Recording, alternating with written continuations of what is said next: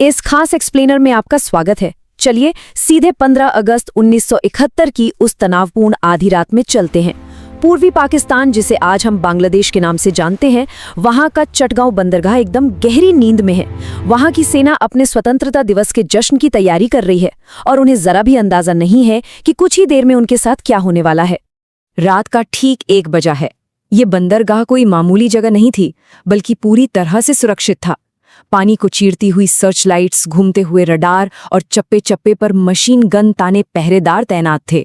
वहां MV अल अब्बास जैसे विशाल मालवाहक जहाज खड़े थे, जो अमेरिका और चीन से आए हथियारों से ऊपर तक भरे हुए थे।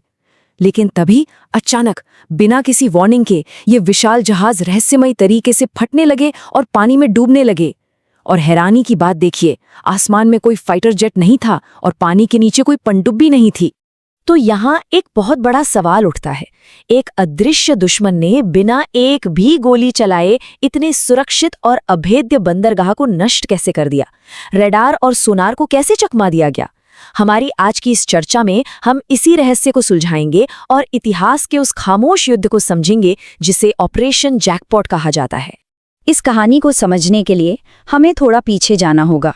भाग 1, द कैटलिस्ट, यानी मार्च 1971 का वो उत्प्रेरक। चलिए इस टाइमलाइन पर एक नजर डालते हैं। घटनाक्रम बहुत तेजी से बदले थे।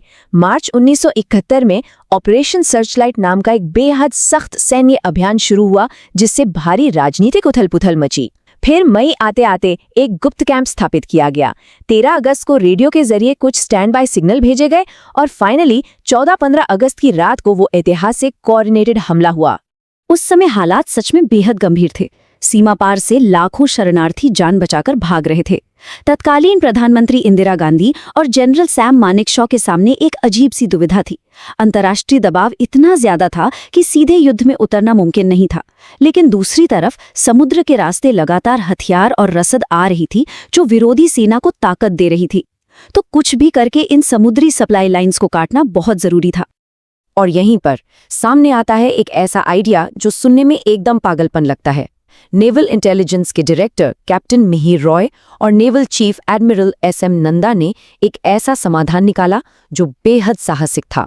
उन्होंने तय किया कि वो भारतीय नौसेना का इस्तेमाल नहीं करेंगे। जी हाँ, कोई नेवी नहीं।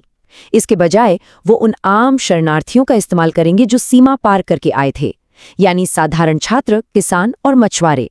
तो ये आम लोग कमांडो कैसे बने? चलिए आते हैं भाग 2 पर, कैंप प्लासी और द डिफेक्टर्स। इन लोगों को ट्रेनिंग देने के लिए भागीरथी नदी के किनारे एक बहुत ही सीक्रेट लोकेशन चुनी गई और वहां कैंप प्लासी बनाया गया। नाम याद है ना? 1757 की ऐतिहासिक प्लासी की लड़ाई। अब यहाँ ये 8 का नंबर बहुत अहम है। दरअसल फ्रांस में एक पनडुब्बी PNS मैंग्रो पर तैनात AW चौधरी और उनके 7 साथी अधिकारियों ने बगावत कर दी और फिर इन्हीं 8 हाईली ट्रेन्ड प्रोफेशनल्स ने उन 500 आम नागरिकों को खतरनाक कमांडो बनाने की जिम्मेदारी उठाई।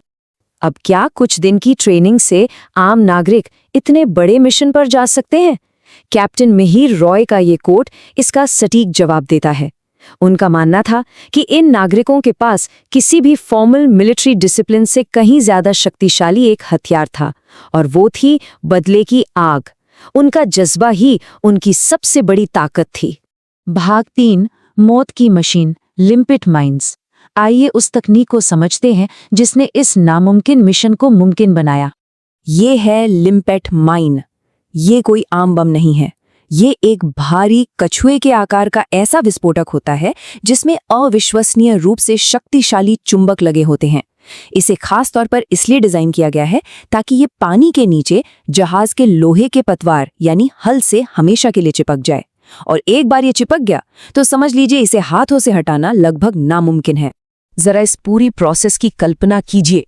कमांडोज को अपनी सांस रोककर पानी में गहराई तक तैरकर जाना था, जहाज के निचले हिस्से पर इस मैग्नेटिक माइन को लगाना था और फिर एक सेफ्टी पिन खींचनी थी जिससे अंदर एक केमिकल रिएक्शन शुरू हो जाए, और इसके बाद उन्हें विस्फोट होने से पहले वहां से किसी भी तरह अपनी जान बचाकर भागना था। लेकिन कहानी में एक बहुत बड़ा ट्विस्ट था। इस माइन के फटने का आइडियल टाइम 45 मिनट था, लेकिन असल में इसका केमिकल टाइमर पानी के तापमान के हिसाब से काम करता था। इसका मतलब था कि ये 30 मिनट में भी फट सकता था या फिर 2 घंटे भी ले सकता था।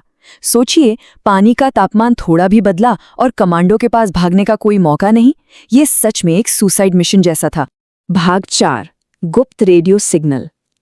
अब हथियार तैयार थे, लोग तैयार थे, लेकिन उन्हें एक साथ हमले का ऑर्डर कैसे दिया जाए? देखिए, 500 कमांडोज 4 अलग अलग बंदरगाहों पर तैनात थे। अगर वो वॉकी टॉकी इस्तेमाल करते तो तुरंत पकड़े जाते। तो इसका जो हल निकाला गया वो एक ब्रिलियंट मास्टर स्ट्रोक था। All India radio.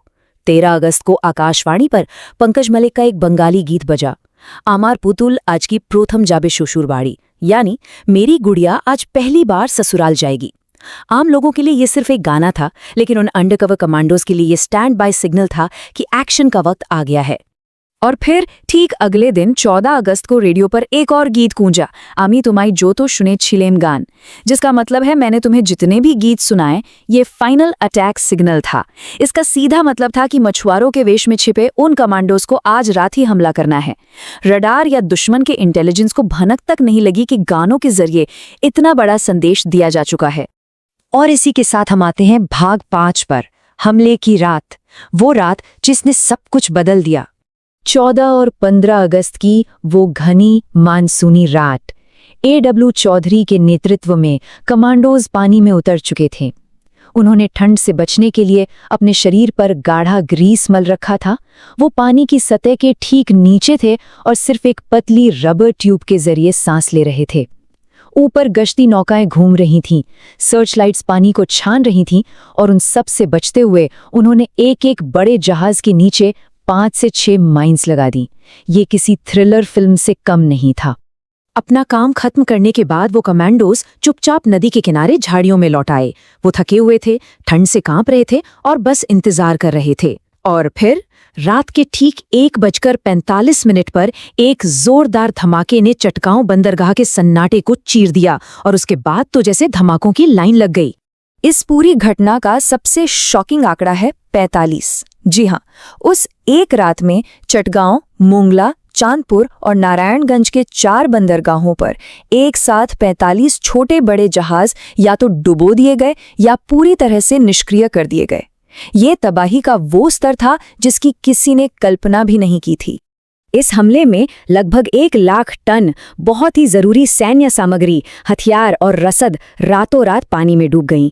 MV अल अब्बास जैसे जहाज जो कल तक उनके लिए ताकत का प्रतीक थे, वो अब समंदर के तल में पड़े थे। एक ही झटके में पूरे के पूरे लॉजिस्टिक्स नेटवर्क की कमर तोड़ दी गई थी। चलिए अब इस एक्सप्लेनर के अंतिम हिस्से भाग 6 पर चलते हैं, परिणाम। इस पूरे ऑपरेशन का आखिर ऐतिहासिक नतीजा क्या निकला? ये समझना बहुत जरूरी है कि द्वितीय विश्व युद्ध के बाद ये दुनिया का सबसे बड़ा और सफल नौसैनिक सैबोटाज यानी तोड़फोड़ ऑपरेशन था।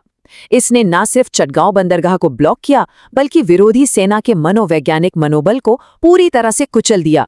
उनका कॉन्फिडेंस टूट गया था और असल में इसी खामोश युद्ध ने दिसंबर 1971 के उस ऐतिहासिक पल की नींव रखी जब 93,000 सैनिकों को आत्मसमर्पण करना पड़ा था।